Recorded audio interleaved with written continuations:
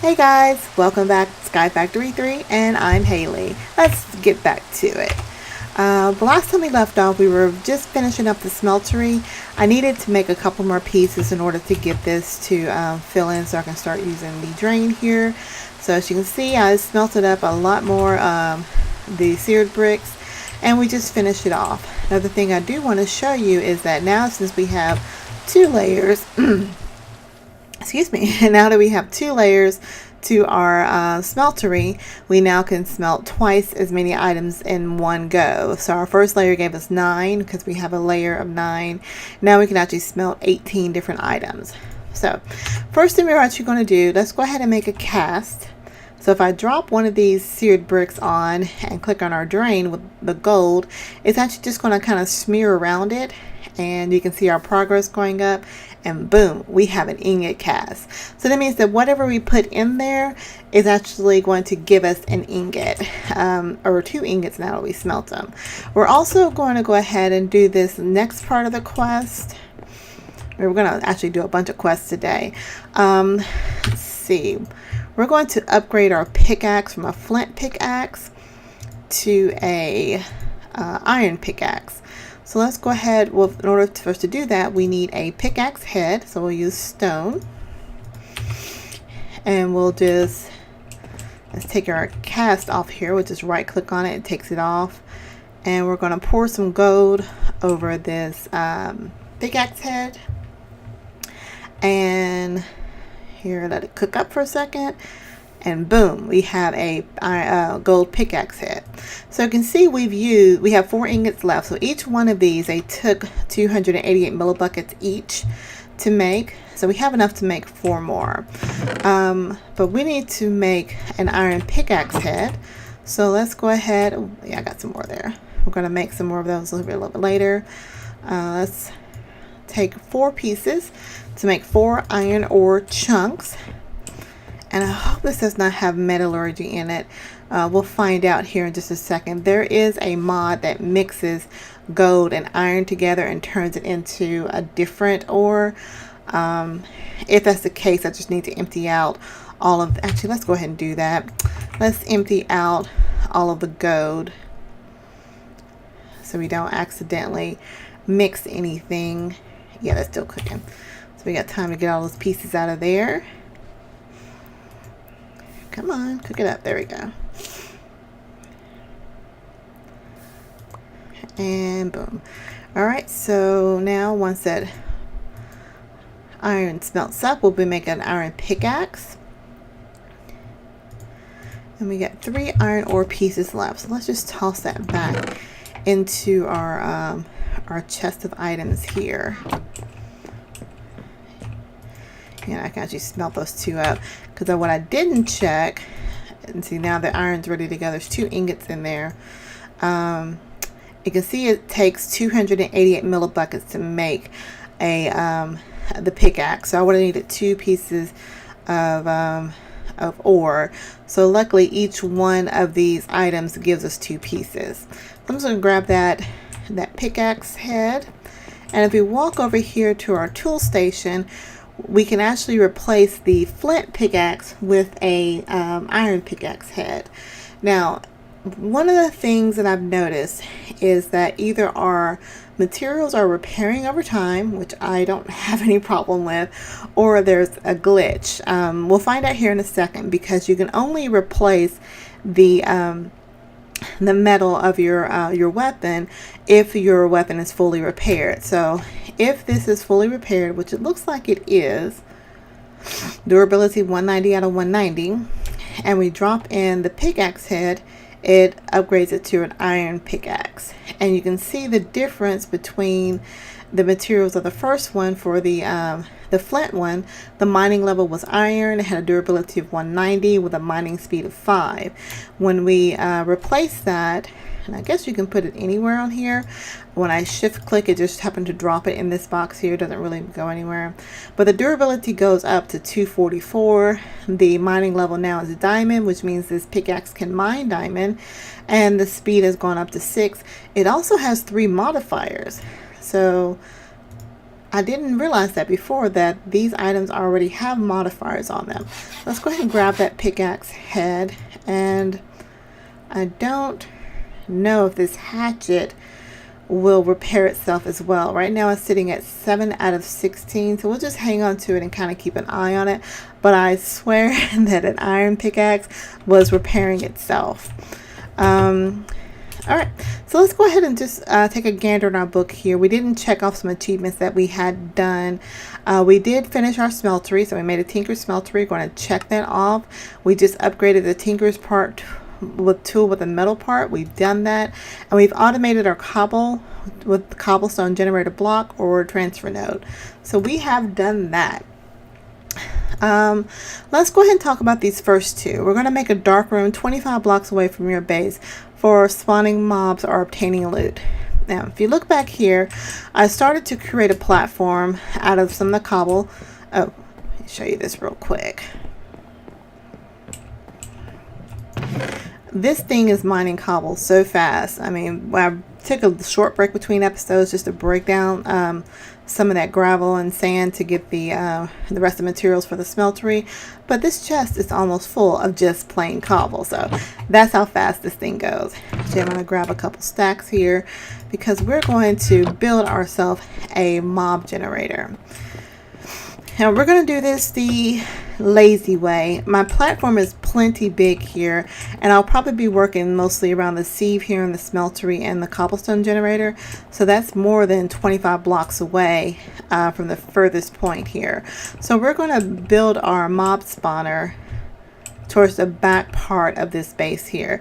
Let me actually check. Oh, this is the ocean biome. I believe that mobs spawn in the ocean biome. Is this whole thing ocean? We got beach. I always seem to get a beach or something. Forest. Okay. Yeah, I think mobs will spawn in the ocean biome. It shouldn't be a problem. If it is, we'll move it over to the forest biome. Beach. Oh, always a beach. But just to show you guys what the mob spawner looks like, we'll start it running here. So we're just going to go ahead and get the back going. I usually fill in the back completely. Sometimes I like to make it where I can go all the way around, but in this particular case, I actually don't know what I'm doing because it's been so long since I've done it. Let's see. I actually need to have this go up one more level. So what I'm going to actually do is build, so we're gonna have this go up one more level. One more level I want to go up. I feel like it's been forever since I've done this. No, actually that's get my brain going right. How do I want to do this?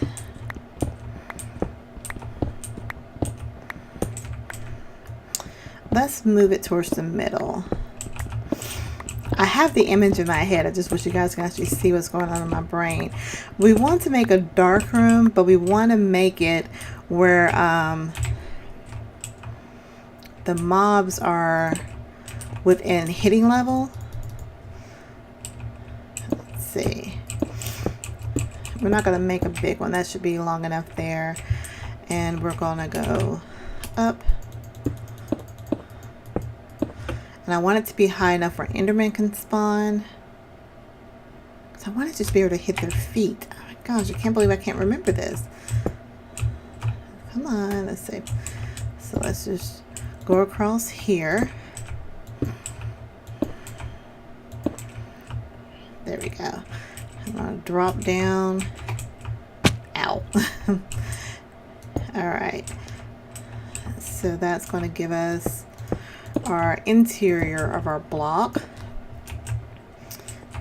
and I'm gonna have to go up one more. I know, I figured it was something like that, and what I'll do is I'll put slabs down here so I can reach over and actually hit them at their feet, because the goal of the mob spawner is that you want to be able to hit them, but you don't want them to be able to hit you. So let's do a few slabs here all the way around. there we go. Yeah, so I can hit their feet when they go by. Okay. I'm actually going to break this piece here because we want to be able to go all the way across. Now, let's finish up this top part because, like I said, we want to just make this room kind of a dark room. So we just want the top layer to come down. I'll do it the same on the other side. So these slabs going back around here. So make sure we have enough room. And I'm going to go ahead and hit F7. So you can see how there are yellow X's that are shown here right now, which means that if I were 25 blocks away, that mobs could spawn in during the night, but we want to get it where mobs can spawn at any time. So we want this room to be considered dark. So we want to turn those red X's into yellow X's into red X's. Yeah, there we go. And I think, yeah, let's cut that off there. I'm going to bring this down so you can see how that this is at least 3 blocks high, so Enderman can spawn in it. There we go. And now what I want to do, I want to darken the room off, and we're going to do that by putting slabs on the bottom. Let's put make some more slabs here.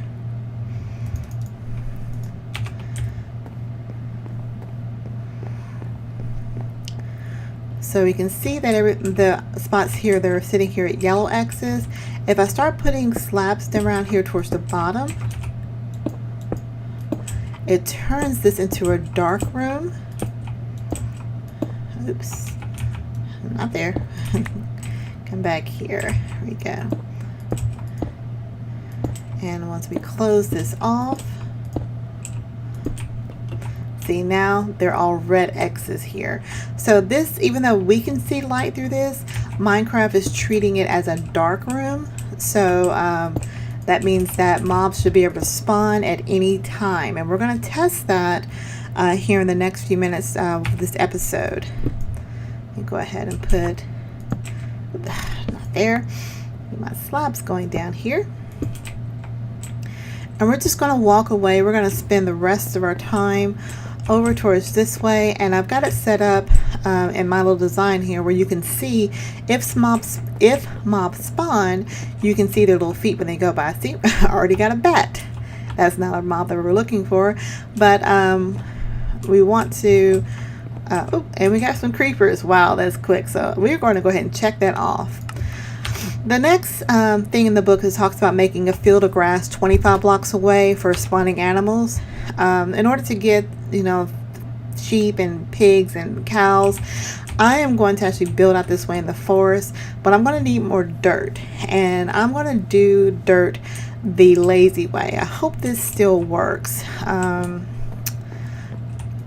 much iron do we have? We got 6 ingots in here, so let's put our ingot cast back down here. And if this works, all that I was doing earlier about putting the shears into the barrels, we're going to automate that. So let me pick up this barrel real quick. Oh, it is oh, the durability is still 7 of 16. I saw that 9 and got excited for a second, but nope, it's just 7 of 16. So we're going to automate our dirt making capability here, and the way we're going to do that, we are going to actually build a contraption. Contraption's a fancy word that I have for idea. We're going to take a chest, sit the chest on top of, well, I need to make 2 chests actually, because we're going to put a hopper. Let me think for a second, because this might actually work with just chest. I used a hopper last time, but let's get creative. So if I put a chest here, and if I put the barrel, let's let's see if I can put the barrel here and drag down from the barrel into the chest.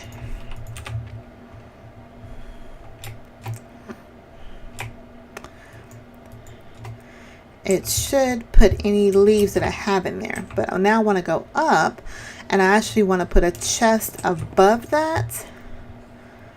Yeah, I'm kind of bypassing some things here. We just want to see if it's actually going to work. Let me get up here.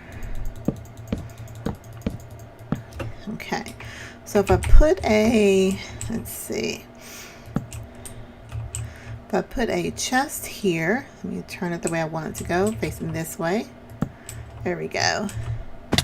And if I put a transfer node there with a transfer pipe going through. Alrighty, now we're gonna go ahead and make a couple shears here. So I need some stone. I hope this works because I don't want to have to make a hopper unless I absolutely have to, but it's not gonna be the end of the world if I have to do that. Ooh, we got a whole slew of folks over here. So let me just show you how easily this works. Now with the creepers, they does get a little bit dangerous because they will explode. I do have mob griefing off, and I don't have a sword made yet, so I'm going to be making a sword here a little bit later. But you can hit them, and they can't hit you. So I'm just kind of tickling their feet. Now since there's creepers in there, I'm kind of backing off after I hit them. And I am glad I made this further away, because if there's any loot that drops back there, I don't want it to fall off the edge. Alright, let's see what... Okay, well that broke quickly. Okay, I got my pickaxe here. Yeah, I'm gonna have to make a sword. I'll probably do that between episodes as well. Alright, got that creeper. We're getting experience. I'm not seeing any drops unless they're dropping on the other side. Just want to get these creepers out the way with. They're not exploding, so maybe they're not that dangerous. Okay, so I got some gunpowder. Let's see if our zombie gives us anything. Come on. There we go. Our skeleton. Hey, you got a little buddy. Oh, just got a little party in this corner. There we go.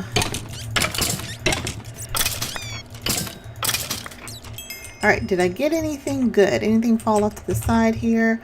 Oh, I got a loot bag and some arrows and bones and some rotten flesh. So let's see what this loot bag. It's already a rare one. Let's see if anything good falls from it. A rare loot bag. Blue slimy dirt and redstone alloy. I'm going to hang on to that in the bag itself for right now, because those items will start taking up a lot of room, and I need to find a spot to put all these goodies in that are going to be dropping. The gunpowder I can put up here, because gunpowder comes from one of our seeding elements. Alright, so let's go ahead and make some shears. Make our stone shears. Slice down one of these trees. Okay, and if this works like I would like it to work, if I put the shears, the leaves here, you can see the leaves are being pulled down into the barrel, and once they get into the barrel, they'll start decomposing. And then hopefully that'll turn into a piece of dirt, and that dirt will move down into our chest here. So all I have to do is just to keep the top chest full of leaves. And you can see that's just being pulled into our transfer node. I noticed this didn't need the mining upgrade. That's only needed for the cobblestone generator. So we're at 90% complete, 95, 100. And if I look here, we have our dirt. Yay! So I can actually put anything that any materials that are organic. So I'm gonna take the silkworms, which I don't need anymore because I got plenty of string. I'm gonna drop these extra trees up in here, the silkworms, and all of those will turn into some kind of material. Now One thing I didn't talk about, and it's really not something that's going to come up anytime soon, but before we end the episode, I wanted to talk about this mining node. As you can see, it shows that I have grid power 1 of 0 and a power drain of 1. Now, this doesn't require any grid power to actually operate, but it does penalize us 1 grid power from using this. So when we get into the part of extra utilities 2, where we start using grid power, we have to keep in mind that however much grid power we need to make any materials, it's going to require that 1 additional because of our transfer node. Let me see. So I think that's all we need to do for right now. Oh, I forgot to put torches at the top. So we got some friends we'll have to deal with here in a little bit. Haven't made a bed yet, of course not. But I'll go ahead and end the episode for now. But yeah, since I didn't put slabs at the top, I have dark spaces at the top. So we have spiders that are coming over to say hi to us. And our creeper friend is going to go say hi. But meanwhile, I'll just go ahead and end the episode for now. Thank you guys for watching. I really hope you're enjoying the series. Leave any comments or tips or techniques you like to see. Come on, spider. You want to come say hi? Come say hi. I got you. Ow, ow, ow. Die. Come on, die. There we go. We'll take care of those creepers here in a little while. But until next time, hope you guys are enjoying the series. We'll continue on in SkyFactory 3, progressing our way through the book.